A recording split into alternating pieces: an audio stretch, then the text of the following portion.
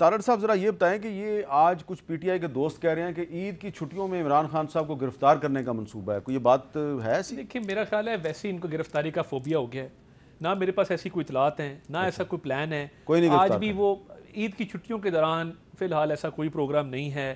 और वो आज कोर्ट पहुँच गए, लार्जर बेंच की तश्कील की दरख्वास्त कर दी, वहाँ पर खड़े हो गए कि जी मुझे ईद की छुट्टियों के दौरान गिरफ्तार किया जाएगा, इंटरनेट के सिग्नल काटे जा रहे हैं। तो ये सारा फोबिया है, एक आप क्लियरली कह रहे हैं कि ईद की छुट्टियों में इमरान खान को गिरफ्तार करने का कोई ऐसा कोई इरादा नहीं है, ये बस एक डर और खौफ तारी है। अच्छा, मगर ये अगर वापस आए ना, अब अजहर सिद्दीक साहब एक मिनट, एक बात और भी छोटी सी पूछ लूँ मैं, अगर आप इजाज़त दें कि ये आज कोई वजारत दाखिला की जो स्टैंडिंग कमेटी है उसका इजलास था, तो उस इजलास की कार्रवाई के दौरान कुछ खबर निकली है कि federal government chairman NADRA Tariq Malik sahab से इस्तीफ़ा मांग रही है, इसकी क्या वजह है? देखिए ये वज़ीर दाखिला ने उनसे कोई इस हवाले से बातचीत की है, तो अगले 24 घंटों में मामला आपके सामने आ जाएगा जो भी होगा।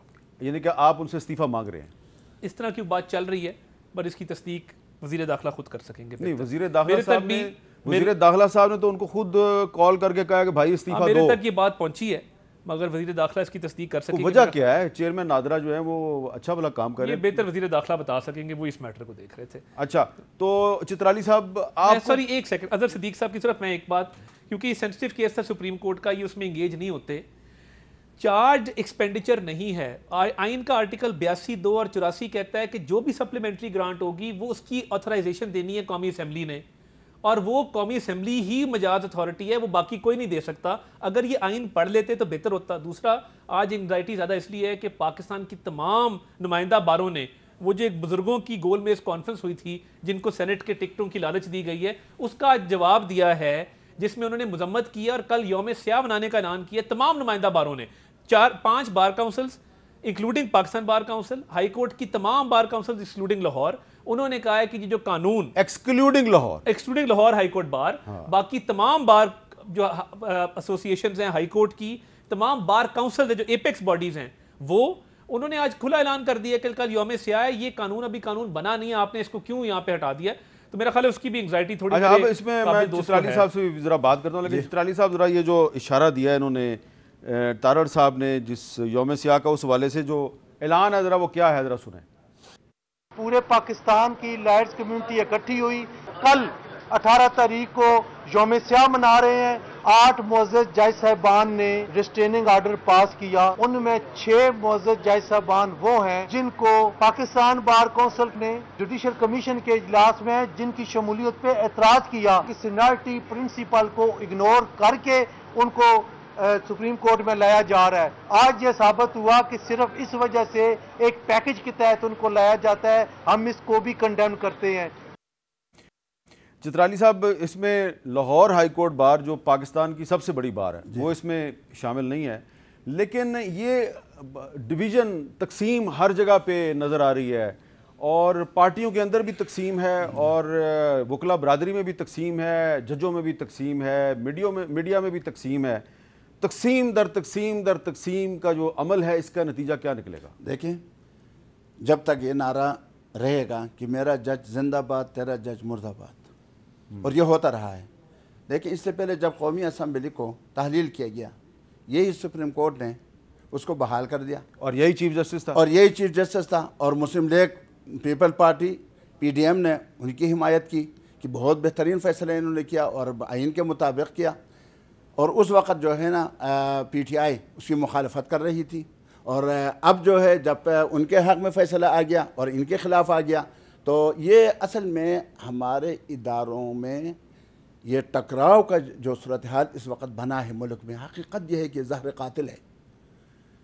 हमें किसी बैरूनी साजिश से नहीं डरना चाहिए, इस साजिश से डरना चाहिए कि हमारे इदारों में ये आपस में टकराव पैदा क्यों हुआ। सुप्रीम कोर्ट के अंदर टकराव, आप जो है आप कह रहे हैं बाहर के अंदर टकराव, कौमी असम्बली में टकराव, सियासतदानों में टकराव, यानी इसका वाहिद हल सिर्फ यह है जिस तरह जमात इस्लामी पाकिस्तान की इसके सियासी डायलॉग के ज़रिए से बैठा जाए, और बैठने से मसाइल हल तो होते हैं। लेकिन आप जमात इस्लामी कहती है कि 14 मई को इलेक्शन जो है मसले का हल नहीं है, PTI कहती है कि 14 मई को हर सूरत में इलेक्शन करवाएं। नहीं, दोनों को देखें, या कुछ उनको आगे जाना चाहिए, कुछ इनको 8 अक्टूबर से पीछे आना चाहिए। देखिए कुछ लोग कुछ दो की बुनियाद पर मसलाहत होती है। अच्छा अजहर सिद्दीक साहब, इस तरह तो नहीं सकते। अजहर सिद्दीक साहब ये बताएं कि कोई इस वक्त हालात की नज़ाकत का एहसास करते हुए आप कुछ इसमें फरमाएंगे कि क्या कोई दरमियानी रास्ता निकल सकता है? जमात इस्लामी मुज़ाकरात का रास्ता ढूंढ रही है, लेकिन वो साथ ही साथ ये भी कह रही है कि 14 मई को इलेक्शन जो है उससे मसला हल नहीं होगा।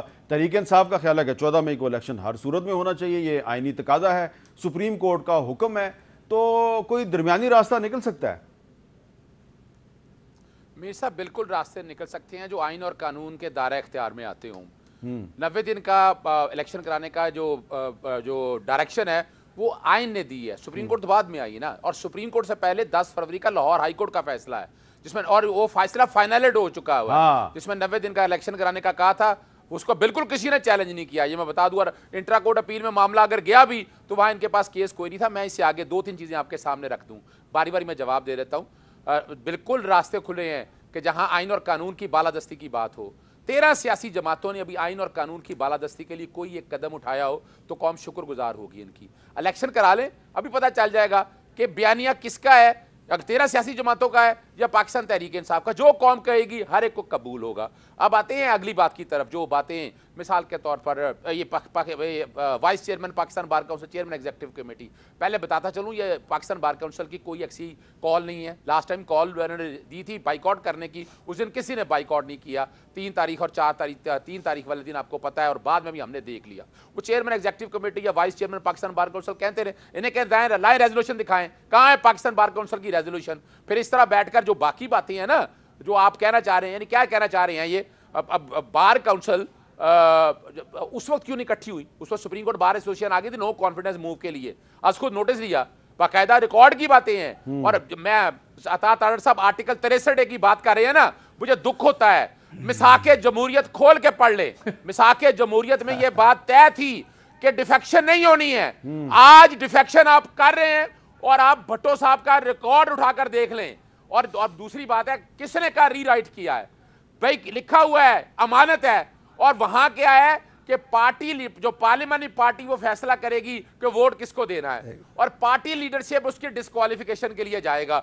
Very clear, one of the best judgement in the judicial history of Pakistan. किसी को पसंद आए या ना पसंद आए, लेकिन क्या हो गया कि यहां हॉर्स ट्रेडिंग के दरवाजे बंद हो गए हैं। अब आते हैं अगली बात की तरफ।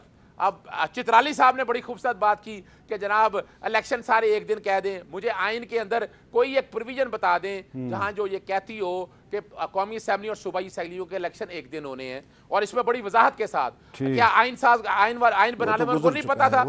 क्या ये प्रोविंशियल ऑटोनॉमी और फेडरल और वफाकी इकाइयों को ये नहीं पता था? अच्छा, इस पे के अंदर बैठकर ये आपने बड़ा अहम सवाल उठाया। मैं खत्म कर रहा हूं, मैं खत्म कर जी, मैं खत्म कर लूं, मैं सुनता फिर उसको। मेरी देखिए बड़ी सिंपल सी बात है, अगर ये लिखा होता तो फिर ये मामला ये लेके आते कोर्ट में कि जनाब ये आइन की फलां प्रोविजन है जिसके तहत तमाम इलेक्शन इकट्ठे कराने हैं। हाँ, इसका मैं बता देता हूं, जो केस बनाते रहे इलेक्शन कमीशन बनाया, वो सेक्शन 69 है ऑफ द इलेक्शन एक्ट, जो सिंगल पोल की बात करता है। सिंगल पोल एक असेंबली के होने हैं, और असेंबली डिफाइन की है नेशनल असेंबली और कौमी असेंबली। यानी नेशनल असेंबली के इलेक्शन सिंगल पोल होंगे, सूबाई असेंबली के इलेक्शन सिंगल पोल होंगे। आपके साथ भारत है, वहां देख ले सूबों के इलेक्शन हर साल पूरे साल होते रहते हैं, और वफाक के इलेक्शन एक दफा होते हैं। चलें, इस पे अब 69 के हवाले से मैं मजीद आगे बात करता हूं।